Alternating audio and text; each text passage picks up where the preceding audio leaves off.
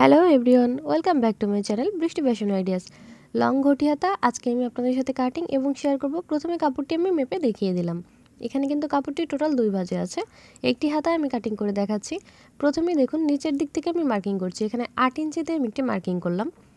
আমি এখানে 36 সাইজ বডির জন্য এই হাতাটি তৈরি করছি, তাই 8 ইঞ্চিতে মার্কিং করছি। এবারে দেখুন দাগটিকে আমি সমান করে দিয়েছি। এবার নিচের চওড়া দিক থেকে আমি 3 ইঞ্চিতে একটু ডাউন করে দেবো, অর্থাৎ হাতার শেপ দেওয়ার জন্য। এবং এই কর্নার থেকে ধরে 7 ইঞ্চিতে আরও একবার মার্কিং করে দিচ্ছি, ঠিক আছে। অর্থাৎ হাতার শেপটি আমরা যেভাবে দিয়ে থাকি, এখানে এক্সট্রা যে কাপড়টি আছে এই কাপড়টি আমাদের কুচি হয়ে বসবে। এবার এই সাইড থেকে আমি হাতার মোহরার মাপ নেব। মোহরা এবং এক্সট্রা কাপড় সহ আমি এখানে 6 ইঞ্চিতে মার্কিং করছি। আপনাদের মোহরা আছে 10 ইঞ্চি, আমরা তার হাফ নেব 5 ইঞ্চি এবং 1 ইঞ্চি নিয়েছি এক্সট্রা সেলাই করবার জন্য। দেখুন হাতার অংশটিকে আমি এখানে কাটিং করে নিচ্ছি, ঠিক যেভাবে আমি ড্রয়িং করেছি সেভাবেই কাটিং করে নিয়েছি। বাড়তির দিক থেকে আমি কিন্তু 5 ইঞ্চি কাপড় এক্সট্রা নিয়েছি, নিশ্চয়ই ফলো করেছেন। দেখুন এই সাইডের কাপড়টিতে আমি একটি কাট দিয়ে দিচ্ছি। এটা হচ্ছে আমাদের হাতার মিডল এবং আমরা যে মার্কিংটি করেছিলাম দুই সাইডেই 5 ইঞ্চি 5 ইঞ্চি করে টোটাল 10 ইঞ্চি পরিমাণ কাপড় আমাদের এক্সট্রা নিতে হয়েছে, ঠিক আছে।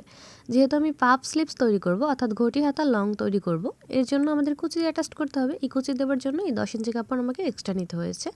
আপনি যদি আরও বেশি কুচি চান তাহলে আরও কিছুটা পরিমাণ কাপড় অ্যাড করে নেবেন। দেখুন আমি কিন্তু স্টার্ট করছি কুচি দেওয়া মিডল থেকে 5 ইঞ্চি দূর থেকে, মিডলের পরে 5 ইঞ্চি দূর থেকে আমি স্টার্ট করছি সেলাই দেওয়া। দেন আমি এই সাইডে যে মার্কিংটি করেছিলাম এই মার্কিং পর্যন্ত আমি কুচি নিয়ে এসেছি, ঠিক আছে। একদম ছোট ছোট করে কুচি দিতে হবে দেখতে সুন্দর লাগার জন্য। এখানে অবশ্যই আপনি একটু ফিনিশিং সহকারে কাজটি করার চেষ্টা করবেন।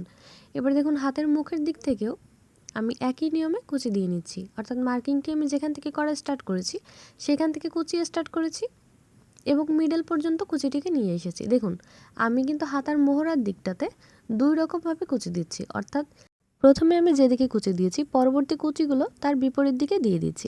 এখানে আপনি আপনার পছন্দ অনুযায়ী এই দুই নিয়মের যে কোনো একটি নিয়ম ফলো করতে পারেন।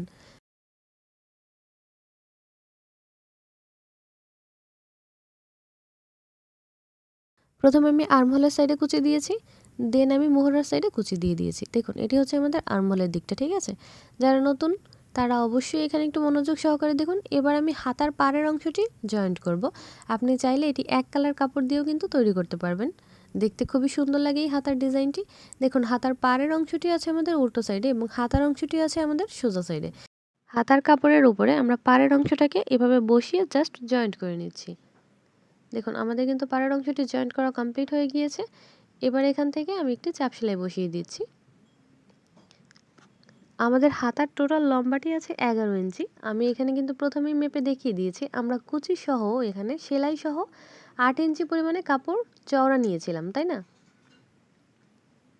বাকি কাপড়টা আমাদের এই পাড়ের অংশ থেকেই বের করতে হবে। আপনি যদি চান তাহলে এখানে আপনার পাড়টি যদি আরও চিকন হয়ে থাকে তাহলে এখানে হাতার স্লিপসের অংশটিতে আপনি আর একটু বেশি কাপড় নিয়ে নেবেন। মোহরার দিক থেকে আমি 2বার ফোল্ড করে কাপড়টিকে সেলাই দিয়ে দিচ্ছি।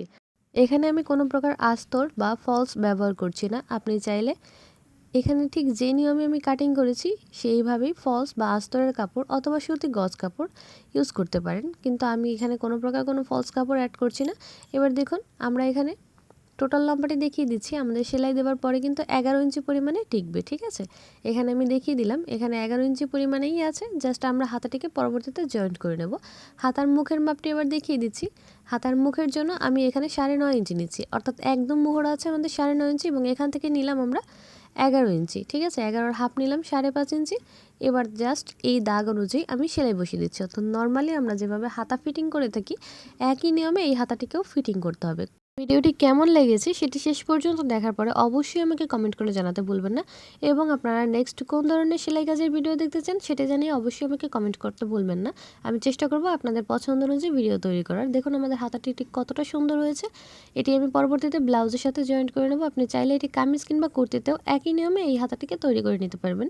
পরার পরে এটি দেখতে খুবই সুন্দর লাগে। সো ধন্যবাদ সবাইকে সম্পূর্ণ ভিডিওটি দেখার জন্য। Bye bye.